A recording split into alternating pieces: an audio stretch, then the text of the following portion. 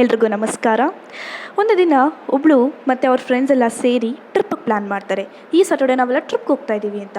ಅವಳಿಗಂತೂ ಖುಷಿಯೋ ಖುಷಿ. ವ್ಲಾಗ್ ಮಾಡಬೇಕು, ಯೂಟ್ಯೂಬ್ ಹಾಕಬೇಕು, ರೀಲ್ಸ್ ಮಾಡಬೇಕು, ಇನ್ಸ್ಟಾಗ್ರಾಮ್ಗೆ ಹಾಕಬೇಕು, ಈ ಬಟ್ಟೆ ಹಾಕೋಬೇಕು, ಹಾಗೆ ಮಜಾ ಮಾಡಬೇಕು. ಅವಳ ಖುಷಿಗೆ ಪಾರವೇ ಇಲ್ಲ.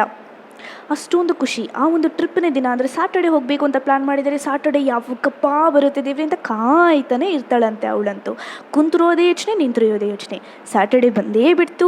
ಅವಳು ಟ್ರಿಪ್ಪಿಗೆ ಹೋದ್ಲು. ಸಿಕ್ಕಾಪಟ್ಟೆ ಎಂಜಾಯ್ ಮಾಡ್ತಾಳೆ. ಅವಳು ಮನಸ್ಫೂರ್ತಿಯಾಗಿ ಅವಳು ಖುಷಿ ಪಡ್ತಾ ಇದ್ದಾಳೆ. ಆದರೆ ಆ ಕಡೆಯಿಂದ ಅವಳಿಗೊಂದು ಕಾಲ್ ಬರುತ್ತೆ. ನಿಮ್ಮ ಹತ್ತಿರದ ಸಂಬಂಧಿಕರೊಬ್ಬರು ತೀರ್ಕೊಂಡಿದ್ದಾರೆ, ಆದಷ್ಟು ಬೇಗ ಹೊರಟು ಬನ್ನಿ ಅಂತ. ಅವಳಿಗೆ ಆಕಾಶನೇ ತಲೆ ಮೇಲೆ ಬಿದ್ದಷ್ಟು ದುಃಖ ಆಗೋಗುತ್ತೆ.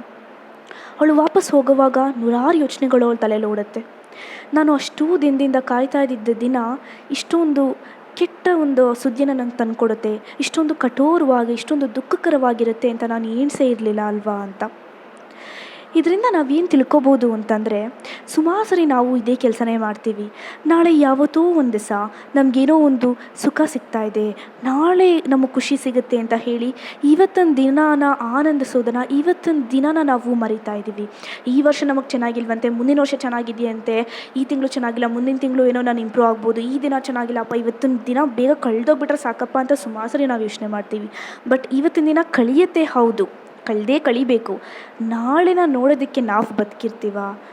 ನಾಳೆ ದಿನನ ಎಂಜಾಯ್ ಮಾಡೋದಕ್ಕೆ ನಮ್ಮವ್ರು ಇರ್ತಾರಾ? ಗೊತ್ತಿಲ್ಲ.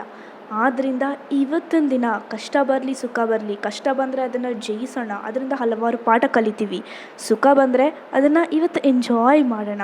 ಅದನ್ನು ಬಿಟ್ಟು ನಾಳೆ ಏನೋ ಸಿಗುತ್ತೆ ಅಂತ ಇವತ್ತು ಈ ಒಂದು ಕ್ಷಣನ ಮರೆತರೆ ನಮ್ಮ ಜೀವನ ಒಂದು ನಶ್ವರ. ಆದ್ದರಿಂದ stay present, stay happy. Thank you.